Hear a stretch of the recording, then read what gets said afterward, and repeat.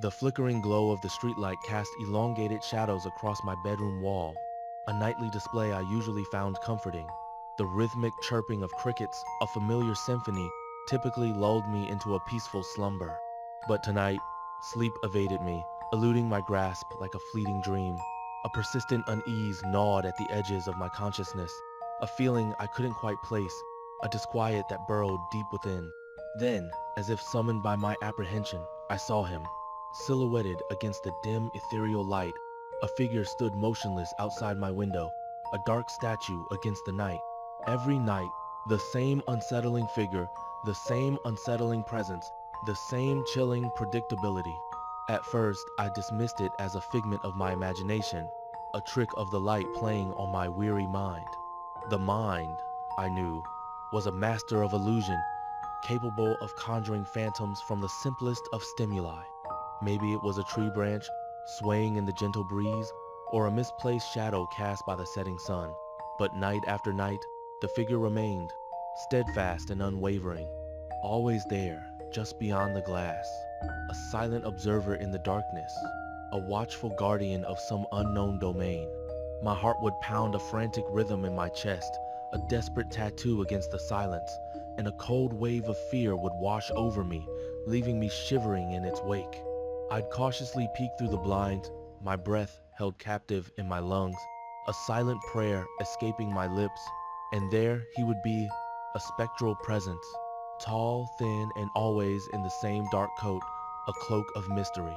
His face was always obscured by the shadows, a deliberate veil, making it impossible to discern his features, fueling my growing dread. I tried to rationalize it, desperately grasping for a logical explanation. Perhaps he was a neighbor, taking a nightly stroll, lost in thought beneath the vast expanse of the sky. Maybe he was waiting for someone, a clandestine rendezvous in the cloak of night. But his unwavering presence, his absolute stillness, defied any logical explanation, challenging the very foundations of my understanding. He never moved, never spoke, never acknowledged my presence, yet he was always there, watching, his gaze a palpable weight. It was as if he was carved from the night itself, an embodiment of the darkness, a sentinel guarding some unknown secret, a silent testament to the mysteries that lie beyond our comprehension. The longer he stood there, the more my unease grew, festering like an open wound. The feeling of being watched, of being observed, started to permeate every aspect of my life, a constant, nagging awareness that I was never truly alone. I found myself glancing at my windows throughout the day, constantly checking for his familiar silhouette, a desperate search for the end of the nightmare. Sleep became a luxury, a distant dream I could no longer reach. The fear of waking up and seeing him again kept me restless, tossing and turning in my bed, haunted by his silent vigil. My appetite waned, the joy of food replaced by a constant knot of anxiety, and I lost interest in the things I once enjoyed, the vibrant colors of life fading into a dull monochrome.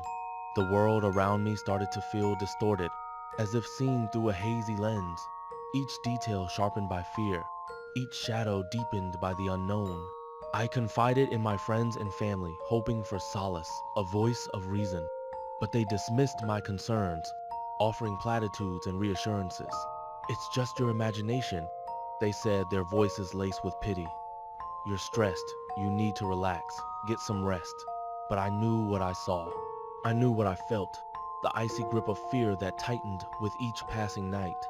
And the man outside my window was real, a tangible presence. He was a silent threat, an enigma wrapped in darkness, a constant reminder of something dark and unknown, a haunting specter.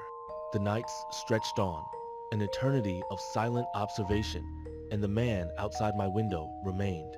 His presence a chilling testament to the unseen world that existed just beyond my grasp, a boundary I dared not cross, a mystery I couldn't solve, yet couldn't escape.